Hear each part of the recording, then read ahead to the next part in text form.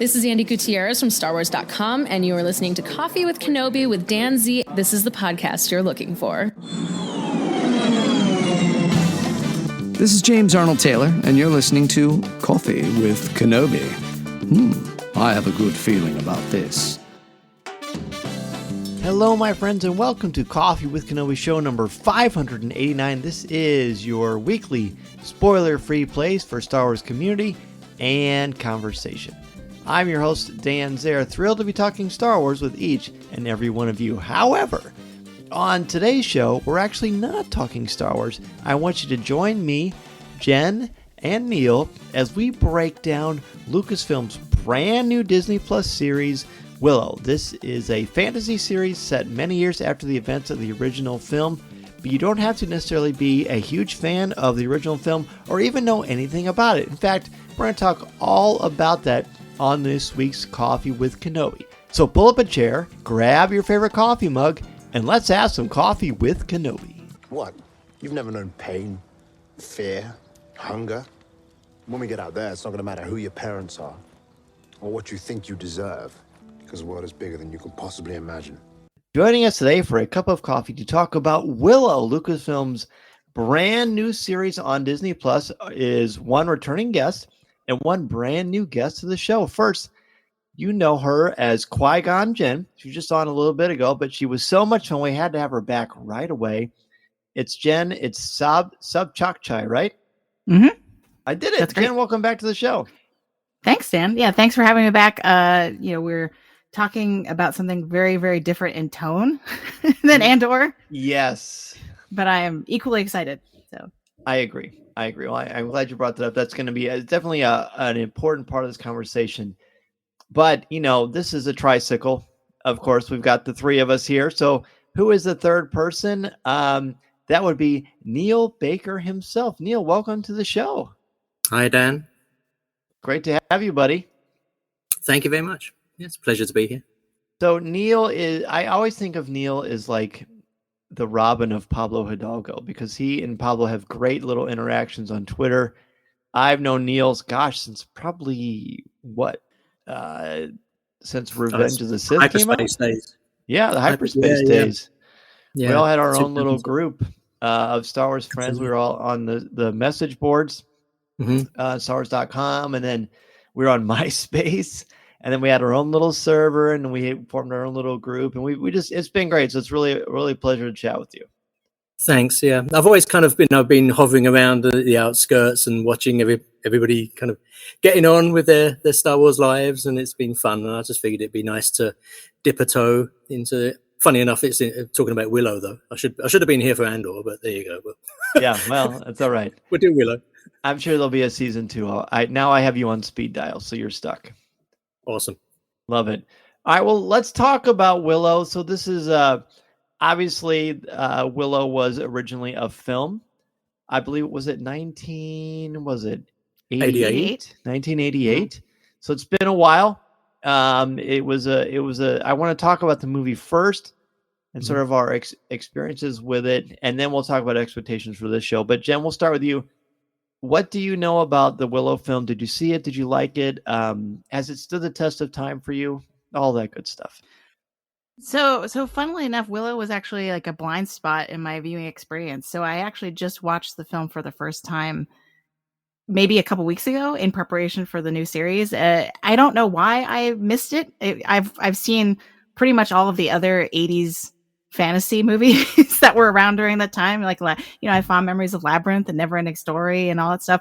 And so I don't know why I never watched it. But so I don't have the same sort of long time nostalgia attachment, which I think is interesting going into the series. But did really enjoy the film. And I think, actually, I can't say if it actually holds up because I didn't watch it when it was released, but the effects weren't actually as dated as I thought they would be.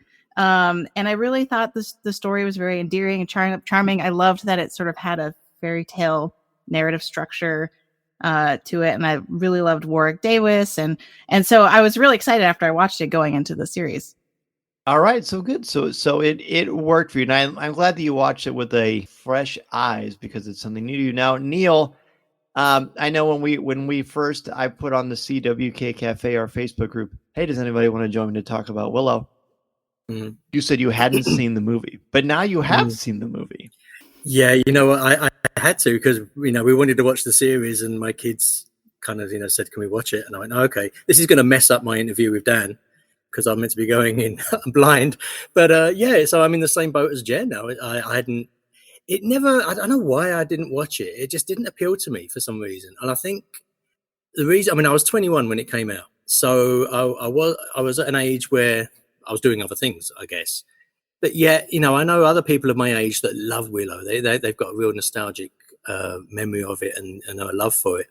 And anyway, so I ended up watching it on Sunday, and I feel kind of I feel a bit bad about it, but I wasn't keen. I think, and I think the reason why I never watched it originally was because it was kind of.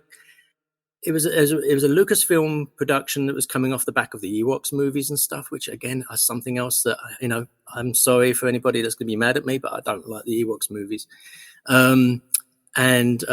so it just felt it was that kind of style, and that's probably why I didn't see it. Having watched it though, I liked parts of it. I didn't feel. Structurally, it had a good fairy tale feel to it, but something about it just really bugged me. And the humor, I know I love it in the new series, but in that movie, those brownies just did my head in. I couldn't bear it. It wasn't funny. It was, and you know what? I kept thinking all the way while I was watching it. I kept thinking of Spielberg's 1941, where it's that kind of that forced humor almost that sometimes it hit. And then other times it was just like, no, it's just. But then it's here we go. It's very subjective. So those brownies were delightful. What are you talking about? yeah. So this is so. What? Real quick question. Yeah. So you watched the first 2 episodes and then you watched the movie? Am I right? No, I watched the movie first. Oh, you watched the movie first. I needed to do that. Yeah, and okay. then because I knew I needed to watch the episodes. Oh no! Wait! Hang on. No, the episodes came out last Wednesday, didn't they? Yes. Yeah, so I watched the movie on Sunday. We did episode 1 on Monday, and episode 2 I watched before this chat. Okay. I wanted to make sure it was nice and fresh. You're fresh. It's all very fresh, yes. So first of all, it's totally fine that it didn't work for you. I think there's nothing wrong with it. We're not going to all agree with everything, but that's okay. The brownies, that was a pretty funny line. So here's my story with the Willow film. I saw it in 1988 in a theater when it came out, and I haven't seen it since. I still haven't seen it since. And I did that on purpose. I did a little bit of a sociological experiment with myself. I wanted to watch this series with a very, very, very distant in the recesses of my mind, surrounded by cobwebs and old 1980 Chicago Cub trivia and all this other random stuff that's just not important anymore. It was back there, but I wanted to take in the series without the movie because for this one, I almost felt like the movie might hold me back. I remember liking it because it was Lucasfilm and it had swords and it had Val Kilmer. I remember that is why I went to the theater to see it because Lucasfilm was on it. I was going to see it. Didn't matter. And I remember thinking it was fine, but it didn't impact me all that much, and that was okay. So then we get to the series itself. Let's go back to you, Jen. What was your anticipation like for the series? I had seen the trailer for it at Star Wars Celebration. And I think that, I had heard that there was a series in the works, but I hadn't really thought much about it because I hadn't seen the film. Mm-hmm. It wasn't really on my radar, but I remember when I saw that trailer, I was like, whoa, like what? Okay, I have to be paying attention to this now. I guess I was sort of planning on taking a little breather during that really long mega panel. I'm like, oh, this is the Willow part. I can sort of like not pay attention, but then it immediately grabbed my attention. So I was generally pretty excited, very curious to see what they would do because I remember during that panel they introduced a pretty hefty new cast. And so I think that was the big question mark for me was how much of a role would those new actors and new characters play. And it turns out they are pretty substantial. They're the show. Yes, absolutely. And Neil, what about you? What was your anticipation like for this series? Yeah, it wasn't really on my radar. I mean, I knew of it, and I did see one of the announcements when they showed it on TV, when there was the cast all sitting around on the picnic tables, and it looked like a good-looking cast. It looked well picked. I was happy to see Erin Kellerman there, and so I thought, okay, this could be good, but I had no thoughts. I had no idea about how it was going to play out.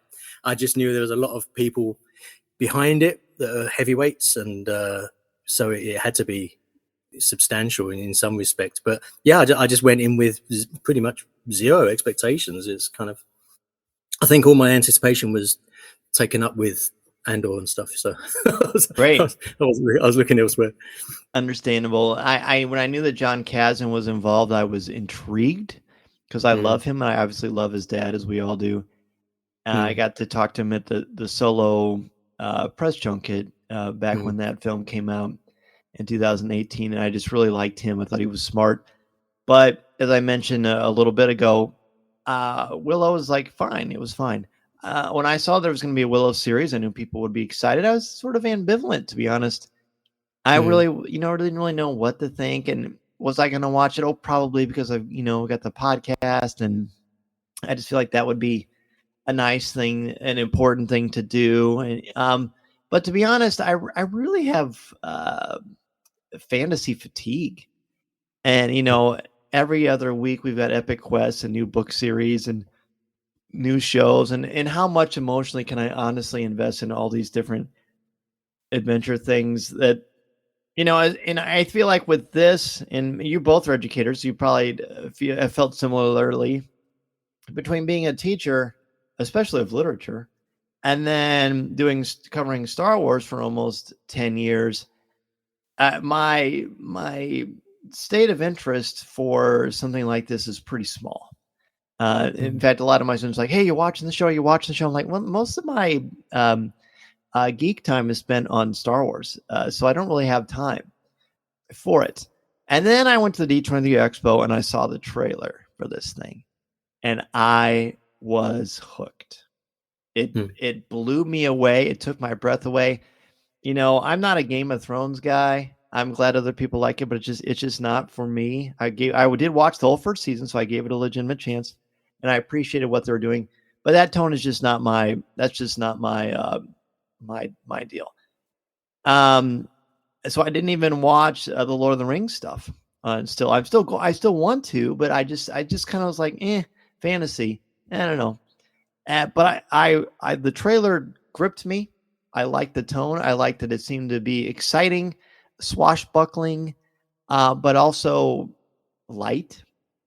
Yeah. And that appealed to me. And then when this dropped, well, we're going to talk about that, but I was excited because of that trailer. So now, we'll just, Jen, let's just do this. We've got 2 episodes. They both dropped, last week. The first one's called The Gales. And the summary that Disney Plus gives us is: a sudden attack by the mysterious Gales prompts Queen Sorsha to seek help from an old friend. And then the second one is The High Aldwin. The Nolwynns welcome the outsiders to meet with their High Aldwin leader. So let's get a letter grade for each episode and overall thoughts on both of them for you, Jen. I had come up with a letter grade for both because I watched them both together, and I feel like Disney Plus was offering them together. So I might have to think about a minute to break it down individually. But overall, I'm at a B plus. Okay. With these first 2 episodes. For me, in my teaching life, B plus usually is reserved for, I can see the vision, I appreciate the potential, I'm liking what I'm seeing, but like the execution is just not, like, I'm not sold yet. And so that's kind of where I'm at. I'm really excited to watch the next episode. I'm really looking forward to see how kind of the series unfolds. But I think especially in the very, very first episodes, maybe that one's the B plus, and then the second one is the A minus. if I were to bump it up a little bit. Oh. Because I think I had a hard time with what to me were sort of tonal inconsistencies in the writing, especially between the legacy characters from the original film, or anyone who was just older, and all of the younger, newer characters.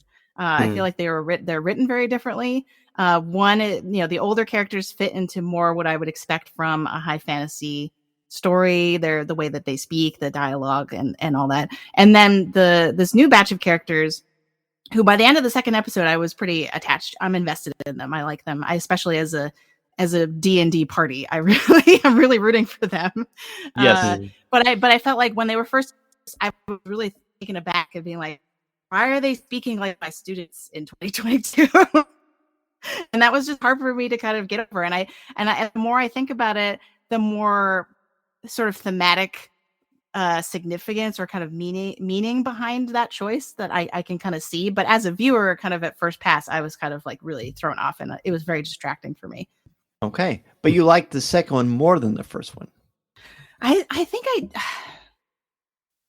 I did, because it had more Willow.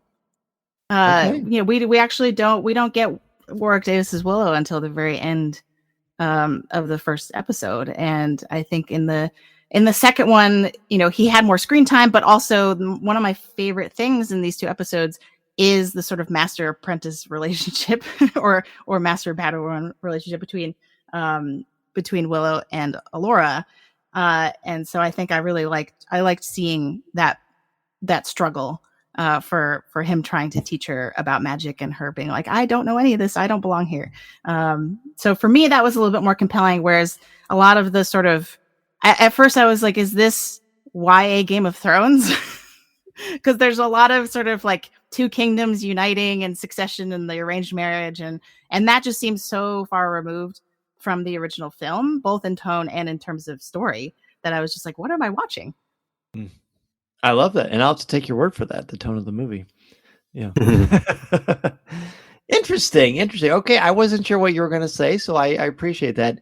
Neil, what about you? How give us a letter grade for each episode individually. Yeah, and then hilariously, overall. it's the same as Jen. it's so funny. I was like, when Jen said B+, I went, oh, that's what I was going to say.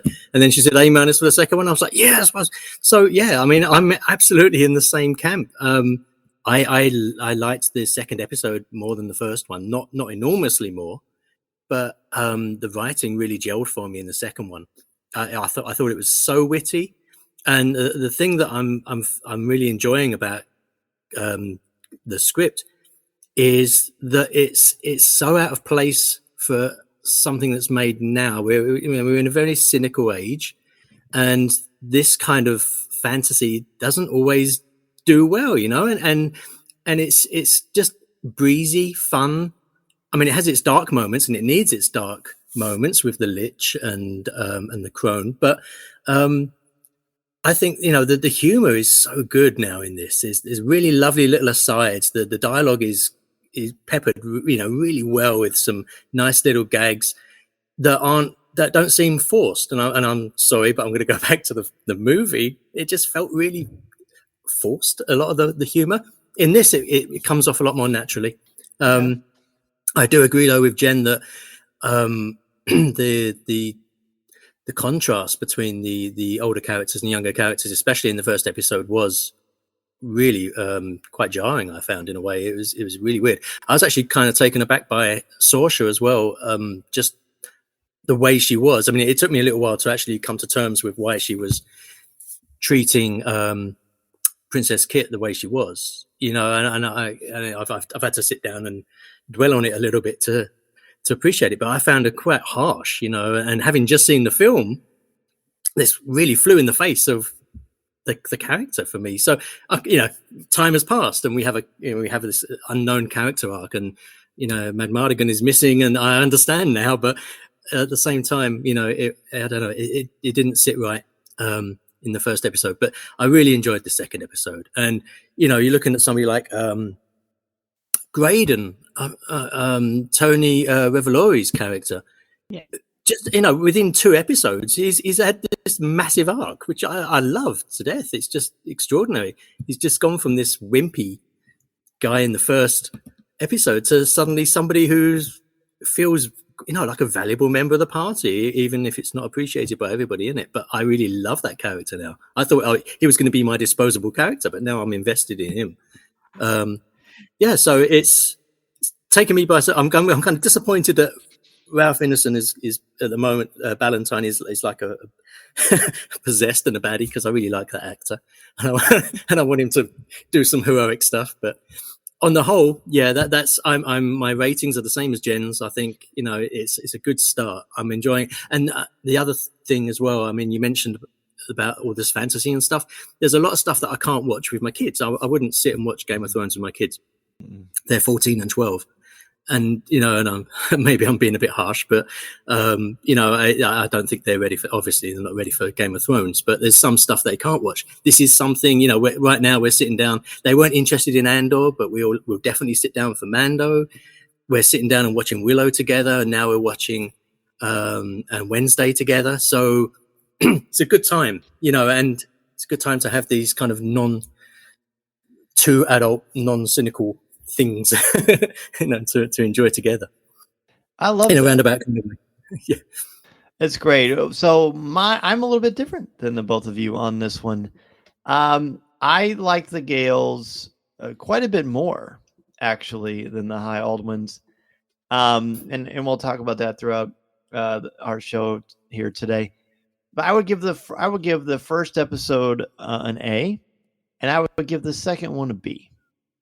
The reason being, the first one really took me by surprise because it's full of archetypes that are not stereotypical, and they continue to sort of stretch that concept. And I won't say it surprised me, but it was a nice, refreshing twist. I appreciated that they were taking these archetypal characters and ideas and concepts. The princess is being forced to marry the stranger, but in fact, not only does she not want to, but she might be in love with the leader, one of the head soldiers, who happens to also be a woman too. I love that. I thought that was a cool twist. I like that the shallow twin. Of course, we've got twins in mythology, which who doesn't love that? Pretty much everybody has for thousands of years.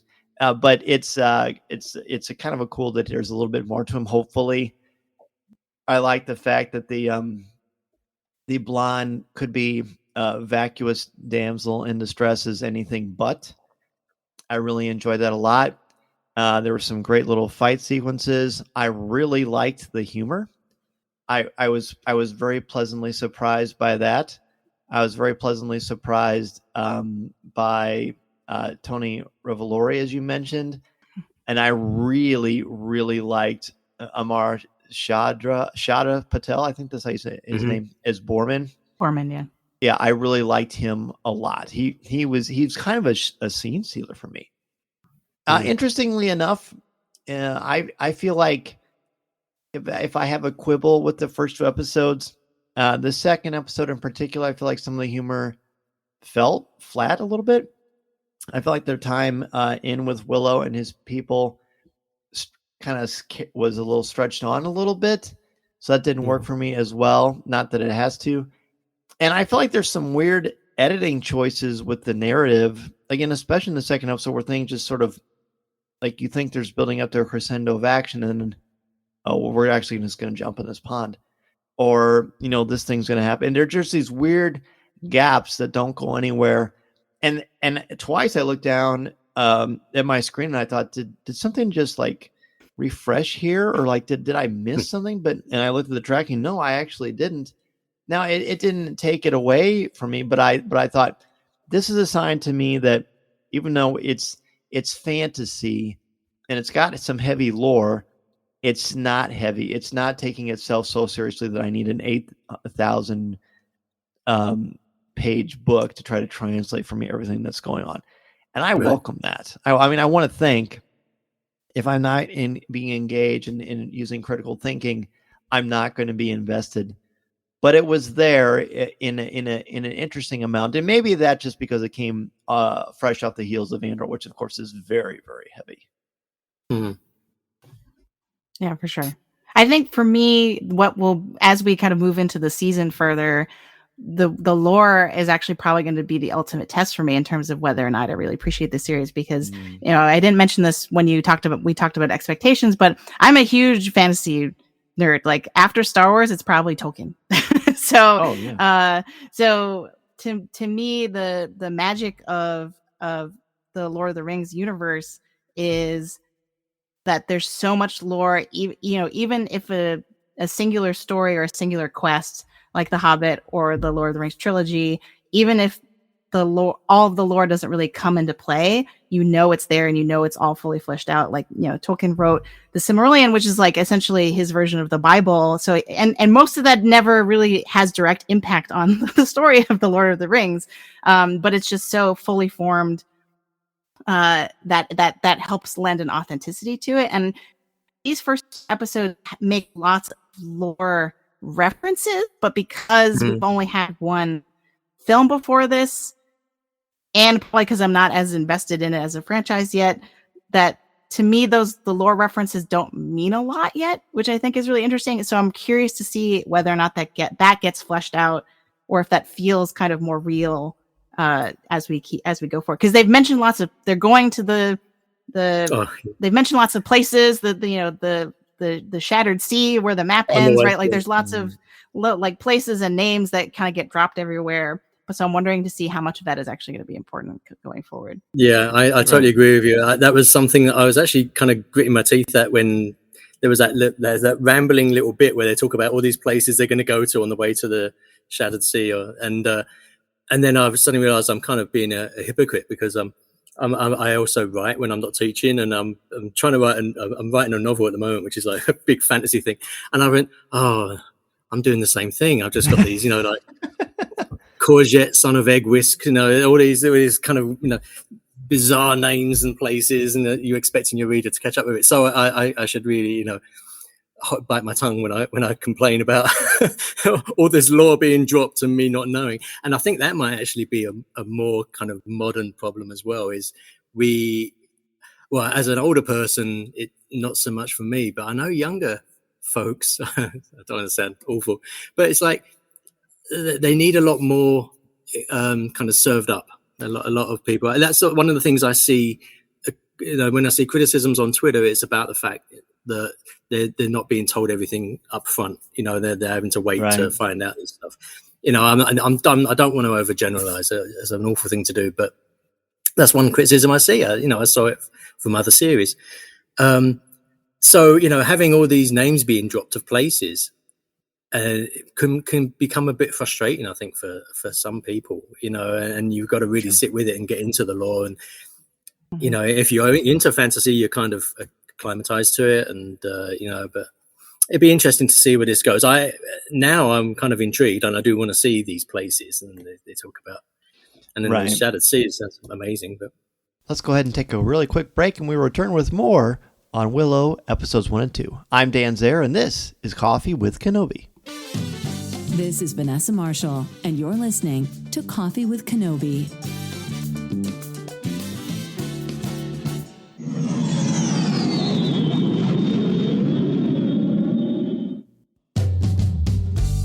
There's only so much bandwidth, I think, too, with like keeping track of like mapping things out, and I remember consciously thinking, yeah, I'm not going to keep track of that.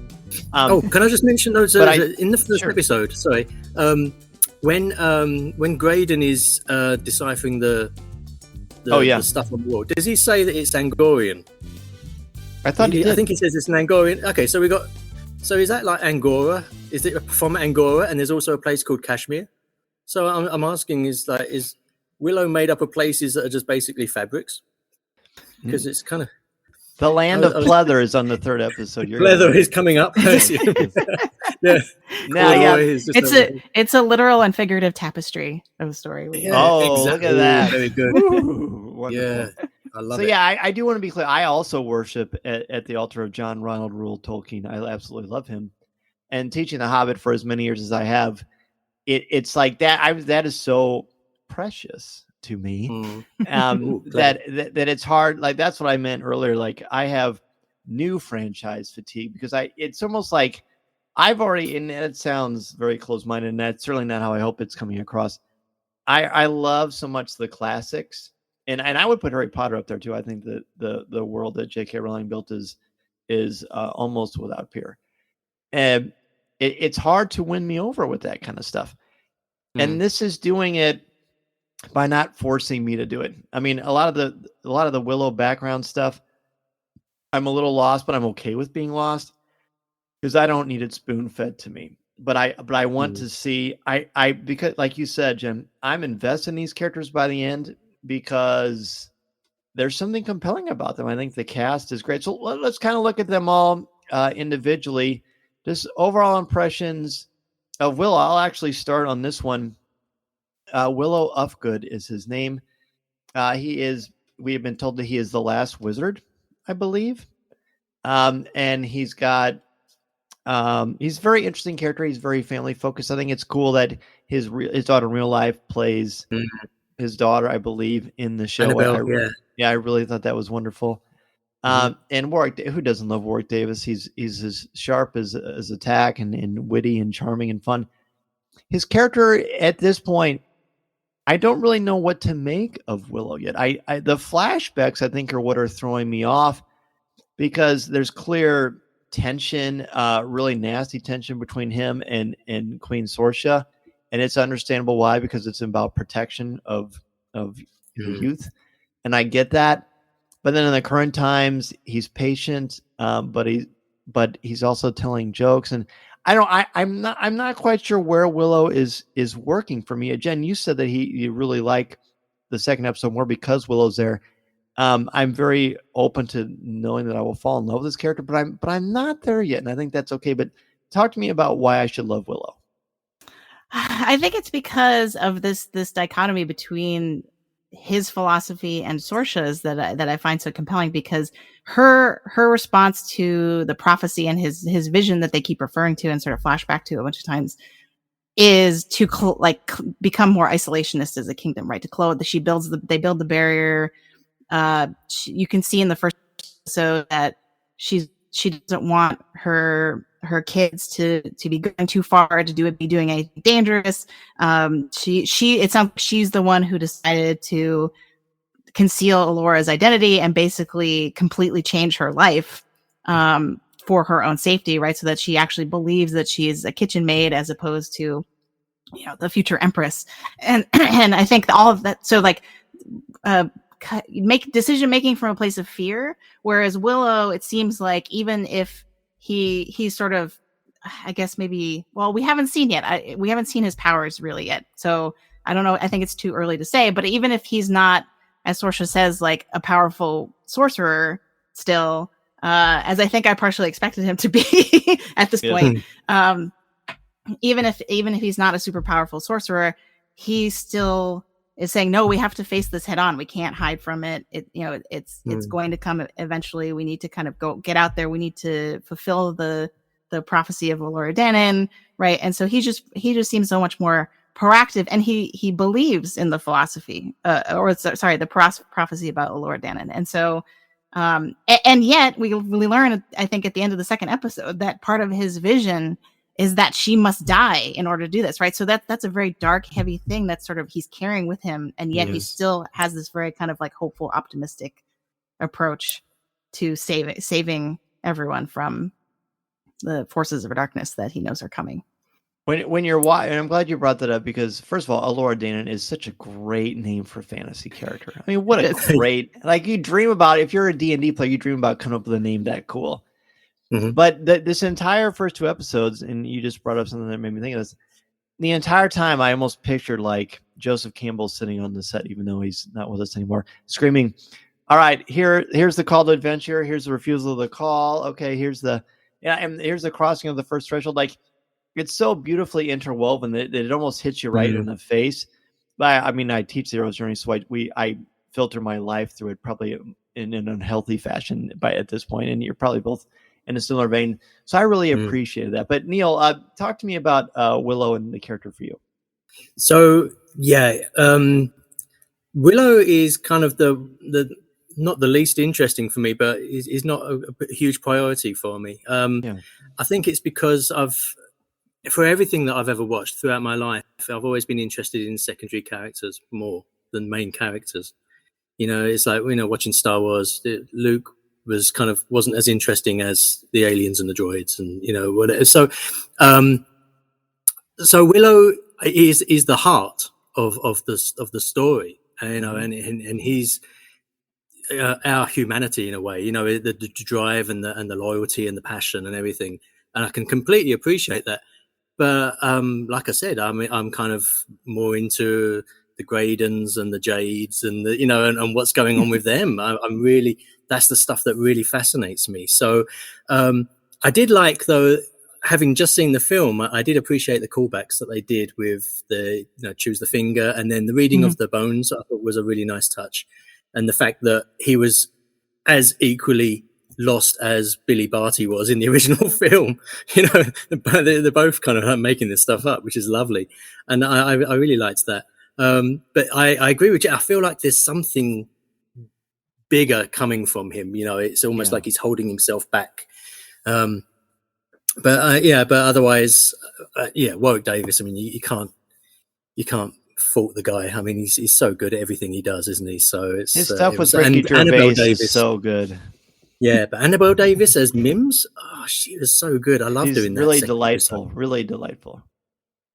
Yeah, absolutely. Right. And really brought back that heart from the original film, right? That I think one of the most compelling thing about Willow as a character in the original is that he has a family. He has a whole family, but he's not just by himself, and yet he still goes on this quest, so the stakes are much higher for him. And so I think that was really nice to have Annabelle Davis in this, because she immediately brings you back to this like tender familial relationship. It's clear that they've, that she's been taking care of him, and like, she's fussing after him, but then she's very fierce. And so, I loved her character. And like the way that she talks about finding Alora as a baby is so beautiful, because she like, you can see she somehow manages to reproduce the wonder that she must have experienced as a child. And I thought that was really great. So I love that whole section of the episode. I was quite choked up actually when she said to her father, you'll always be and you'll always have been my hero. And I love that too. It was just like, oh my God, because that was just Annabelle talking to Warwick there. It really felt just like a very personal moment, You're getting me choked up thinking about it like that. Yeah. That's my eloquent voice. Oh, it's true. Well, I guess in the interest of time, because we probably scratched the surface of the plot, and that's probably okay. But talk about things that stood out to you, whether it's characters or plot moments or things that made you think, I can't wait till next week. Can we just talk about the really unsubtle Star Wars reference that was knocked in there when we're talking about the magic being an energy that flows through all living things? I cracked up. Yeah, I was like, I have an entire list of Star Wars parallels. Yeah, and also the fact we got is there more than 3? I've identified 3 people now from Solo that are in Willow. So it's like, because we've got Erin and we've got Junus was the big guy, the Scourge, wasn't he? And Annabelle Davis was in Solo as well, wasn't she? So and Warwick. Oh, that's 4. Oh, see, it's like, I wouldn't be surprised if they snuck more cast members in. That's kind of fun. Maybe Aldwin will show up on a horse. Yes. So you say you found a bunch of Star Wars references? Allusions? So I mean, it was kind of like a thread that I just sort of started pulling. But I think the in terms of the writing and kind of like a scene, the one that Neil's talking about is the big one where you're like, is this Obi-Wan Kenobi describing the Force to Luke Skywalker? This sounds eerily similar. Yes. And then the list of things where he's like symptoms of magic that he's asking Alora about are all things we've seen Force sensitive characters do, right? Communing with animals, right? We've seen Ezra and other people do that, and we like dreams that become reality, right? That's very Anakin. So that's the main, I think the most obvious parallel. But to me, it's also kind of to go back to what Dan, you were saying about the sort of cornerstones of myth and kind of like those the Russian formalist Vladimir Propp would call them functions, like these kind of like essential structural elements that are kind of in most fairy tales and most folklore or myth. And to me, the Allura is Luke Skywalker, right? Like she's been hidden away, and she's been convinced that she's someone completely different and been completely shielded from sort of this massive prophecy and expectation about being a chosen one. And then, and then that kind of all busts wide and that's revealed, right? And then there's also kind of being haunted by legacy, right? Saoirse says the love of Balvorda runs through all of our veins, and so that you can tell she's haunted by that fact, right? That she changed sides in the original movie, and but still and in some cases very literally, because they show her have these like whispers in her head, and that's not totally clear what that actually is yet. I'm assuming we're going to find out later. But she tells her children this, that like we have this darkness that runs in our family, right? And so to me, that was Darth Vader and Luke and Leia, right? And basically the Force is magic in this. That was so to me, there were so many sort of like core structural elements to the story that seems to parallel Star Wars in big ways. That and I liked that. I think that I think in my notes I wrote, this is a vortex of fantasy tropes and homages to other fantasy franchises. It's loving but not obnoxious. It's a good way to put it. It's satisfying. I feel like it's cheap. Yes, exactly. And so it's organic, so like the spell she's trying to craft. Yeah, absolutely. So that's great. That's awesome. Are there, like, for me, key things that stand out? The hero's journey stuff is replete, and I really, really like that a lot. I can't tell you, and I think you'll both understand this. I can't tell you how much I love the end of both episodes, and how they flow into this really awesome song that I've never heard before. And it just feels like if you went to a Renaissance fair and they plugged in their amps and played a new song that was played that somehow reflected the Renaissance fair itself. They're totally great. I'm so moved by them, and they both have excellent cliffhanger moments. Like the fact that she was Allura Danan, it surprised me, but it didn't surprise me. And I was so grateful for that. I felt like this was a character that was, I mean, if her biggest claim to fame is that she's a good cook, I felt like that was not going to work. And she's not. She has the most humble of origins, which there's this great little sequence at the end where Graydon is sitting with her, and he has a nice little heart-to-heart, and he says, you're the only one that doesn't know how great you are, how special you are, something like that. Forgive me for not knowing it verbatim.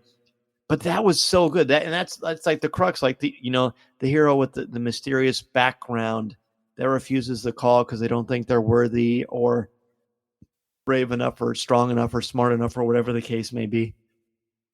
And she has this wonderful sequence that she does through the majority of the second episode where she just sits there trying to say the spell over and over again.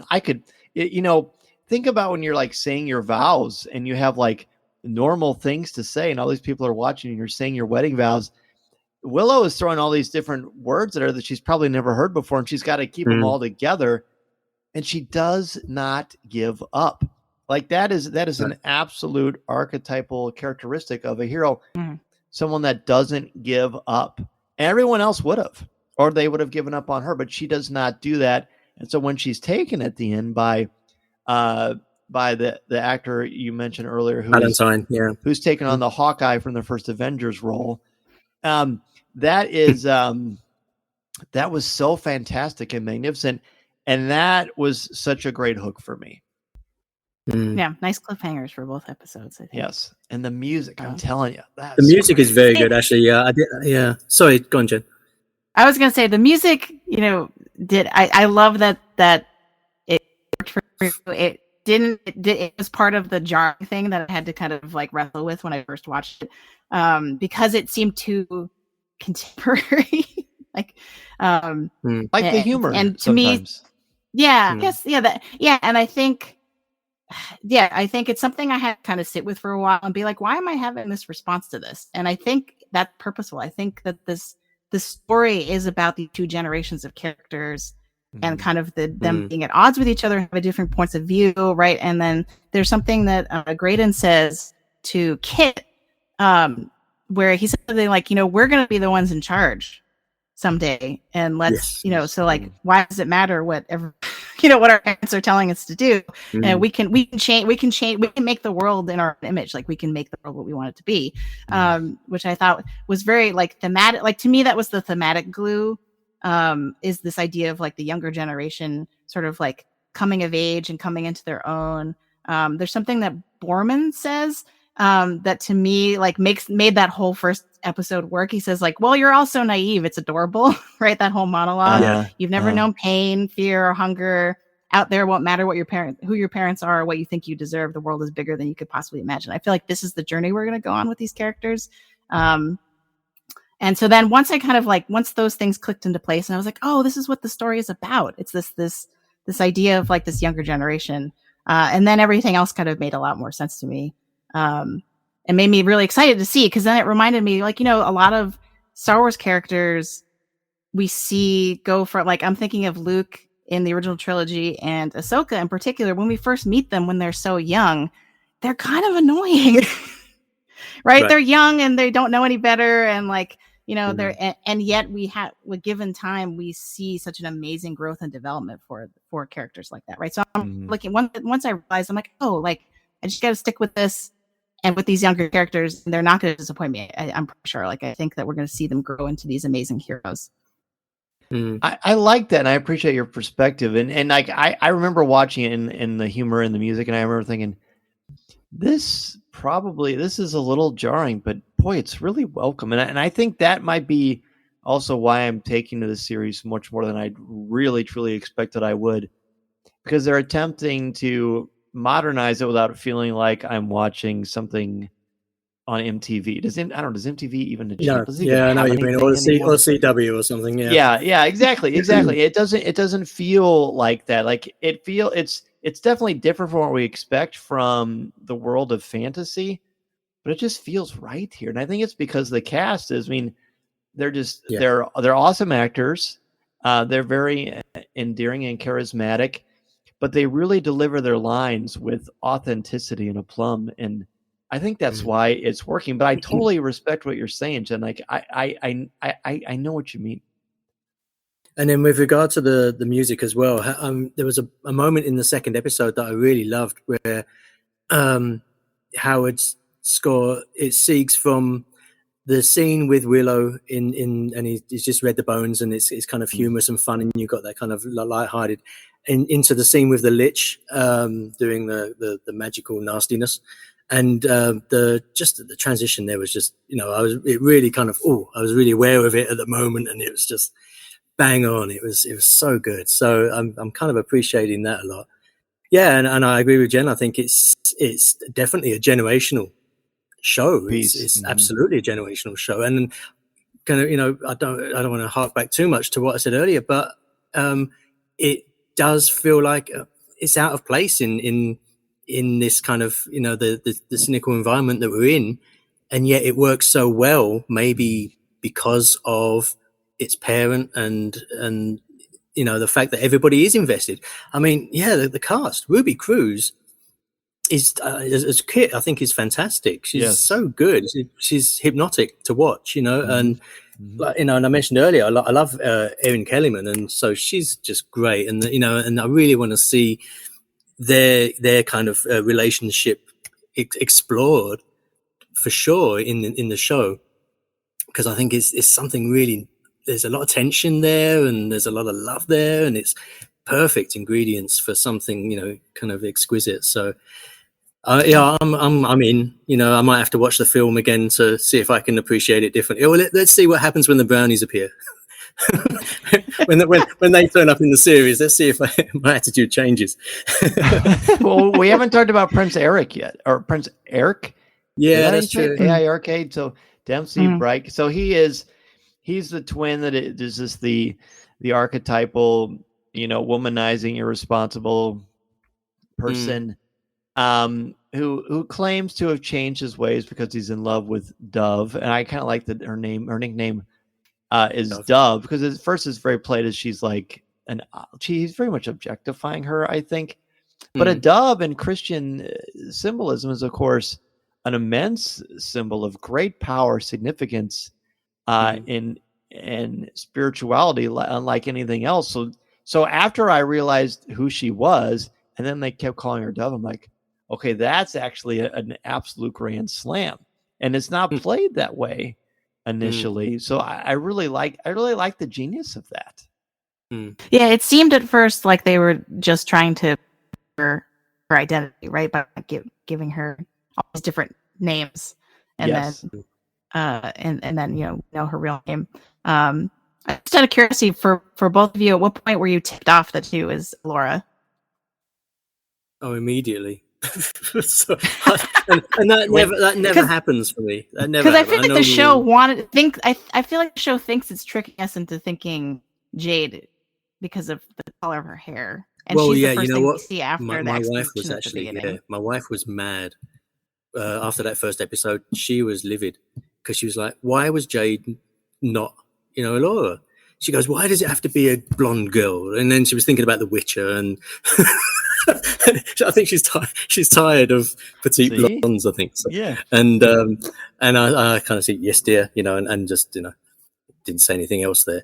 But yeah, it's. I don't know. For some reason, as soon as I saw, she was this, kitchen girl, I went, yeah, she's the one. And then it turned out to be true, which it doesn't happen to me very often. So I'm happy to score that one. I thought it was Kit too, and I just thought it was a given. I'm like, well, how many people know that she's the one that's so important? And then I just thought I thought that Dove was just going to be this annoying character that's going to be lovesick and puppy dog-eyed and chasing. And then is when she was on that log going across that chasm, which, talk about crossing the first threshold. Yeah. And I thought, and she didn't die, but she heroically pulled up and like, oh, they're going to give her a little bit more to do than just be a cook that's pretty. Thank goodness. And then she approached the barrier, and I'm like, whoa, this is her. So maybe I should have figured out a little bit sooner, but they had very much tricked me into thinking it was going to be Kit. So once she approached that barrier, I'm like, oh, maybe she's going to be Laura. And I was very happy because, again, I wanted this character to be more than just a trophy for this prince who's clearly a reckless. And I thought the story in our times deserved more than that. And I'm glad that we got that. What about you, Jen? I became suspicious because originally, because of the way the editing works in the opening scene, we get Sorcha's exposition and then it cuts right to Kit and Jade, and I was like, oh, Jade has the right color hair based on the baby that's in the movie. So that was kind of my assumption. But then once Sorcha sends Jade away so easily, then I was like, oh, wait a minute. She can't be Laura because wouldn't she be worried about her getting hurt or being in danger? So then it sort of became clearer that I'm like, oh, okay, it's probably Dove.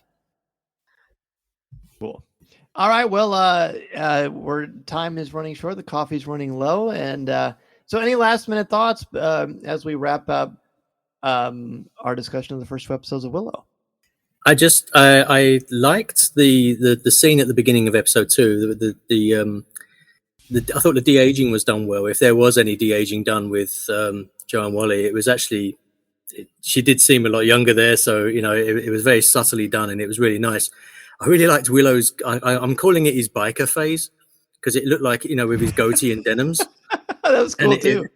Yeah, and I was like, wow, this is like biker Willow, and so I'm into that. Yeah, so it's interesting to see where this goes. Bottom line, I'm invested. I'm in. My kids are invested, so that's all I can ask for, and it's quality stuff. I'm loving it. I think for me, the big appeal of this is the idea of myth making and how the story so far seems to be engaging with that idea, and just the idea that we hear the tale, and it's a very clever way of doing a sequel series to a film that was a very long time ago, because I think turning the events of the original film into a myth characters sort of repeat and echo throughout these 2 episodes, I think is very powerful because, and varying degrees of success, right? Because like some of the nobles that Eric's flirting with at the wedding dinner, they get all excited because they're like, "Oh, we've heard the story about your parents." Basically, repeat the plot of the original movie, Yes. and then we hear. So it's interesting to hear it in that context, but we also hear Willow himself very kind of like almost pleadingly trying to manifest, what he wants to happen by kind of being like, "No, you are Alora Dannon, the blah blah blah blah." Like he goes through the whole spiel at least once, maybe twice, and it's almost kind of like this, not incantation, because I don't think it in of itself is supernatural, but the idea that like they're trying to manifest, like we believe in this story, in this myth, and that's what's kind of going to guide us through the story. And I think I really like that idea in general, but I also really like it as a sort of a mechanism through which to do a sequel. I think it's really smart. And I'm interested to see kind of what happens going forward. I think like I think it's too soon to see if there's any sort of allegorical significance to the series. Tolkien famously said that he hates allegory, and that people, and yet people still try to foist allegory upon Lord of the Rings. And so I'm wondering, since I see so many similarities to this, between this and Lord of the Rings, it'll be interesting to see if that actually pans out. Yeah, the myth works best when it just happens, when they're just having fun and dropping some jokes and organic, and they're not taking it seriously, but they are taking it seriously. That's not a good way to describe it, but I think that makes sense because it doesn't feel like this verbose George R. R. Martin, tome that you have to invest in and all this kind of stuff, and it's there for the taking. And I think it is very clever how you can see the movie or not see the movie, and the exposition and the flashbacks do what they need to do to get your palate ready to consume this feast. And it is a feast. I really like it so much more than I thought. It's great fun. It's interesting. The cast is really wonderful. And that, I think that's what's going to keep me coming back for more. And I'm invested as we all are. And that's great. But the fun for me was talking about it with the two of you. It was great to have you on. I can't think of anyone else. You two were a perfect pair for this. So I'm really grateful for both of you coming on Coffee with Kenobi to talk about the first 2 episodes of Willow. Jen, please let everybody know where they can find all of your work and where they can chat with you online. Sure. So you can find my writing at thelongtake.substack.com. Substack is a hybrid blog newsletter, so you can subscribe for free and get my reviews. I do all new Star Wars and Marvel. I'm probably, it's a busy time of the semester for me, so I haven't gotten around to writing a Willow review yet, but I'm hoping to add that probably in the next week. Also, sometimes my edited versions of my reviews end up on for Star Wars end up on Fantha Tracks, and I wrote some articles for Fantha Tracks for Star Wars Celebration this past year.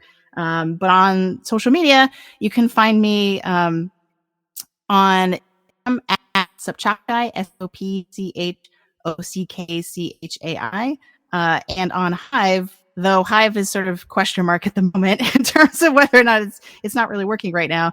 But I'm at Qui-Gon Jen over there. I'm technically at Sopchockchai on Twitter still, though I've sort of tried to wean myself off that app because it just seems like not a good situation over there. So yeah. All right, thank you. Well, good luck. I'm looking for that review with all of your free time. Classes just ended for me, so it's like grading.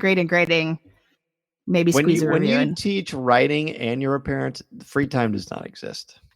Very true. Yes. I understand. Well, it's great to have you back on. Neil, you nailed it, buddy. You nailed the audition, as they say. Where can people find you? So on social media, you can find me at Nobby1138 on Twitter, and Hive, which again now I'm trying. Yeah, Hive is a little bit barren at the moment, but it's I've got expectations for it, so we'll see what happens. If you want to see what kind of things I've been producing, I publish strange books at April Moon Books coffeewithkenobi.com. You can find my stuff there. The last book I just published was The Call of Cthulhu, which is Winnie the Pooh meets H.P. Lovecraft. And it's really good. I'm just going to plug that now, but it's done very well. It's my best-selling book so far. 10 really good authors. So I like anthologies. And then otherwise, you just know me. I'm on Wikipedia. Yeah. I gave the backstory to the Rolo droid in Phantom Menace. That's my claim to fame now in the Star Wars land. Okay. And I'm always going to plug it for the rest of my life. You should. Yeah, I should. And then that's about it, really. I'm planning to create my own channel on YouTube called Comfy, and it's going to be my favorite comfort films combined with my favorite comfort food. So it's something to make and eat while you're watching the film. And strangely, most of the films have got Caroline Munro in them, so it says something about the fact that a lot of my films are from the 70s. But yeah, it's interesting. So anyway, I'm working on the scripts for those and planning that. So anyway, you'll probably see more of me unless the teaching does me in. Well, I very much appreciate you being on the show and both of you lending your time and talents. Yeah, thanks, Dan. It's been a pleasure. Thanks, Dan. Yeah, thanks. Listening to Coffee with Kenobi, you are, with Dan Z, the podcast you're looking for. This is...